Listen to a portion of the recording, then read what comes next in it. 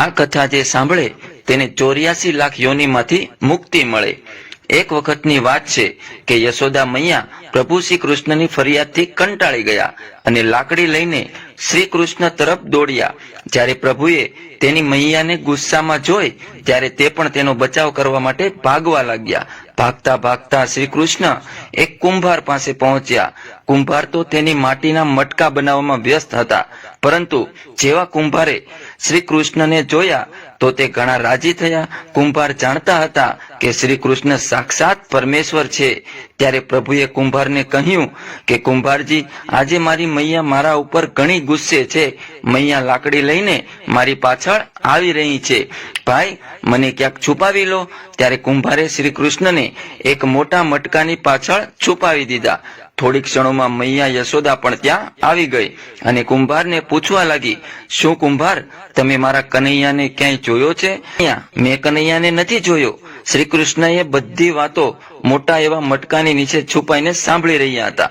મૈયા તો ત્યાંથી ચાલી ગઈ। હવે પ્રભુ શ્રી કૃષ્ણ કુંભારને કહે છે, કુંભારજી, જો મૈયા જતી રહી હોય તો મને આ મટકામાંથી બહાર કાઢો।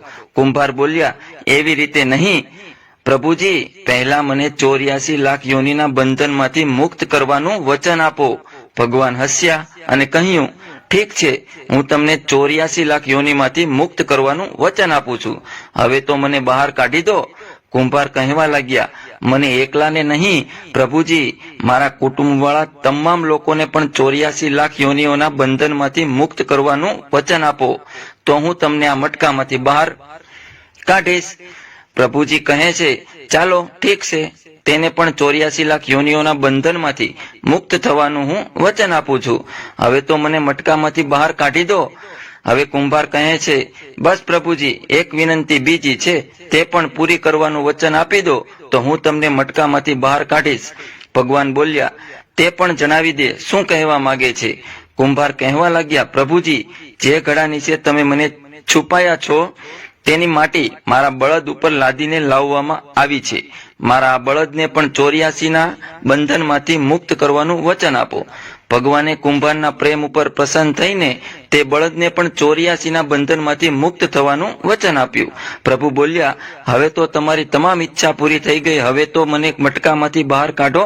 ત્યારે કુંભાર કહે છે, હમણાં નહીં ભગવાન, બસ એક અંતિમ ઈચ્છા બીજી છે, તે પણ પૂરી કરી દો, અને તે છે, જે પણ પ્રાણી આપણા બંને વચ્ચે આ સંવાદ સાંભળશે તેને પણ તમે 84 લાખ યોનિઓના બંધનમાંથી મુક્ત કરશો। બસ આ વચન આપી દો તો હું તમને આ મટકામાંથી બહાર કાઢી દઈશ। કુંભારની પ્રેમ ભરેલી વાતો સાંભળીને પ્રભુ શ્રી કૃષ્ણ ઘણા ખુશ થયા અને કુંભારની આ ઈચ્છા પણ પૂરી કરવાનું વચન આપ્યું।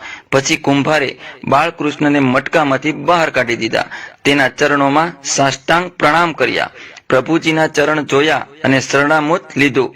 પોતાની આખી ઝૂંપડીમાં ચરણામૃતનો છંટકાવ કર્યો અને પ્રભુજીને ગળે લગાડીને રડ્યા કે પ્રભુમાં વિલીન થઈ ગયા। જરા વિચારો, જે બાળ શ્રી કૃષ્ણ 7 કોચ લાંબા પહોળા ગોવર્ધન પર્વતને તેની ટચલી આંગળી ઉપર ઉઠાવી શકે છે, તો શું તે ઘડો નથી ઉઠાવી શકતા? પરંતુ પ્રેમ વગર રીઝે નહીં નટવર। નંદ કિશોર કોઈ કેટલા પણ યજ્ઞ કરે, અનુષ્ઠાન કરે, કેટલું પણ દાન કરે, ભલે જેટલી પણ ભક્તિ કરે, પરંતુ જ્યાં સુધી મનમાં પ્રાણી માત્ર માટે પ્રેમ નહીં હોય તો પ્રભુ શ્રી કૃષ્ણ